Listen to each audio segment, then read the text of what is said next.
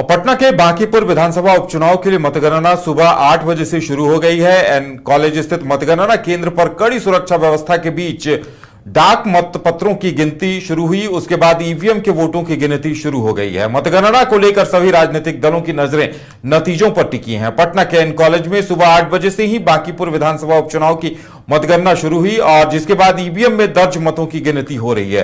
कुल 14 टेबलों पर 31 राउंड में गिनती पूरी होनी है। मतगणना केंद्र पर सुरक्षा के पुख्ता इंतजाम हैं। पूरे परिसर की निगरानी ड्रोन और सीसीटीवी कैमरों के जरिए हो रही है, जबकि बड़ी संख्या में पुलिस बल और सुरक्षा कर्मियों की तैनाती भी की गई है। इस उपचुनाव में जनसुराज के संस्थापक प्रशांत किशोर, भाजपा के नीरज कुमार सिन्हा, राजद की रेखा गुप्ता समेत कुल 25 उम्मीदवार चुनाव मैदान में हैं। वहीं मतगणना शुरू होने से पहले ही बीजेपी ने जीत का भरोसा जताते हुए जश्न की तैयारी भी शुरू कर दी है। बीजेपी नेताओं ने जीत की उम्मीद में मिठाई बांटने का इंतजाम किया है, लेकिन जो रुझान आ रहे हैं, शुरुआती बढ़त पीके को यानी प्रशांत किशोर को मिली हुई है और 5वें राउंड में भी वो आगे चल रहे हैं। बताया जा रहा है कि अभी बैलेट पेपर्स की गिनती हो रही थी और अब कुल 31 राउंड की मतगणना होनी है, लेकिन 5 राउंड तक प्रशांत किशोर अपनी बढ़त बनाने में कामयाब रहे हैं। और ज्यादा जानकारी के लिए इस वक्त फोन लाइन पर हमारे साथ हमारे वरिष्ठ सहयोगी राकेश रंजन जी जुड़े हुए हैं। और राकेश रंजन जी, एक दिलचस्प मुकाबला देखने को मिल रहा है। प्रशांत किशोर शुरुआती बढ़त बनाने में कामयाब दिखाई दे रहे हैं। यहाँ शुरुआती बढ़त बनाई है और उसे कंसोलिडेट करते हुए भी दिख रहे हैं प्रशांत किशोर। उनकी बढ़त 6 राउंड की गिनती हो चुकी है और वो 3451 वोटों से आगे चल रहे हैं। मतलब कि लगभग 3500 वोटों की बढ़त उनके पास है। उनको अब तक 11603 वोट आए हैं। दूसरे स्थान पर बीजेपी के नीरज कुमार हैं, जिनको कि 8152 वोट आए हैं।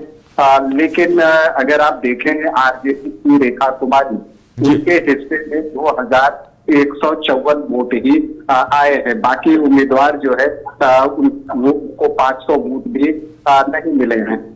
उदय, अगर हम महत्वपूर्ण चीज देखें तो अब तक अगर आप देखें तो प्रशांत किशोर को लगभग 50% के आसपास इनके राउंड्स में वोट मिले, 50.96%, जबकि बीजेपी उम्मीदवार को 35.1% और आरजेडी को 9.28% वोट मिले हैं। तो यहाँ पर भी आपको दिख रहा है कि अगर 50% का आंकड़ा कोई छूता है तो उसकी स्थिति जो है वो काफी मजबूत होती है और वो जीत की ओर बढ़ता हुआ दिखता है। हालांकि यहाँ पर 21-31 राउंड तक गिनती होनी है। अभी 6 राउंड की गिनती हुई है, 25 राउंड जो है वो बचे हुए हैं। तो क्या बीजेपी वापसी कर पाएगा? लेकिन एक चीज जो अब तक दिखा है, प्रशांत किशोर ने जो है वो बीजेपी के वोटों में बड़ी सेंधमारी की है और न सिर्फ बीजेपी के वोटों में सेंधमारी की है, उन्होंने आरजेडी के वोटों में भी बड़ी सेंधमारी की है। लगभग 19% वोट जो है जो आरजेडी के हिस्से से उन्होंने अब तक लिए हैं।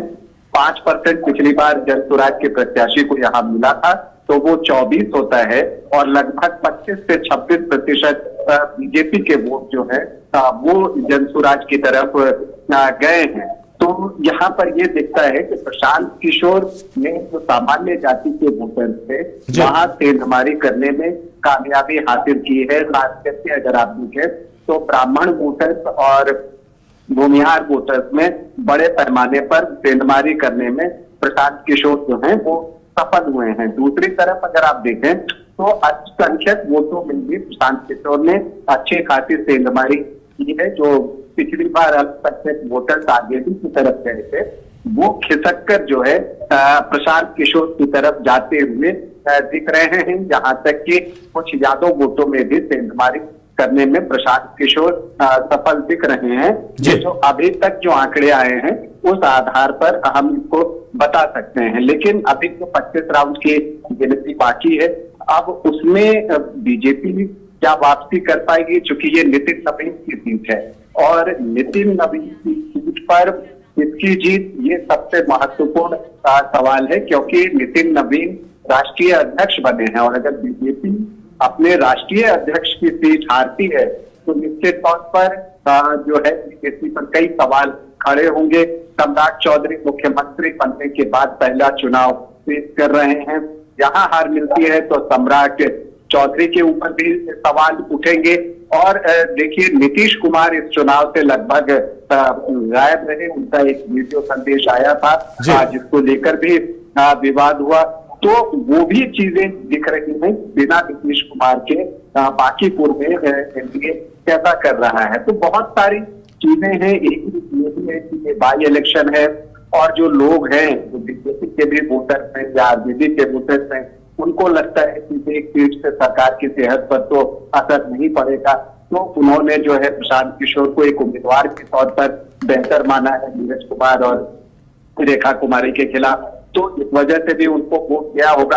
हालांकि अभी कुछ भी कहना जल्दबाजी होगी क्योंकि 25 राउंड की गिनती अभी बाकी है। लेकिन अब तक जो रुझान आए हैं और जो आंकड़े हमारे सामने हैं, उस आधार पर यह कहना पड़ेगा कि प्रशांत किशोर ने बीजेपी और आरजेडी दोनों को जबरदस्त डेंट दिया है।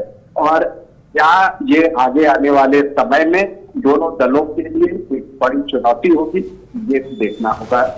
चलिए, तो इंतजार किया जाए कि आगे के राउंड्स में क्या कुछ होता है। एक दिलचस्प मुकाबला देखने को मिल रहा है और फिलहाल प्रशांत किशोर आगे चल रहे हैं। आने वाले कई राउंड अभी बाकी हैं और कहा जा सकता है कि अभी उलटफेर का दौर आगे देखने को मिलेगा। लेकिन दिलचस्प मुकाबला है, कड़ा मुकाबला है, इस बात से इनकार नहीं किया जा सकता।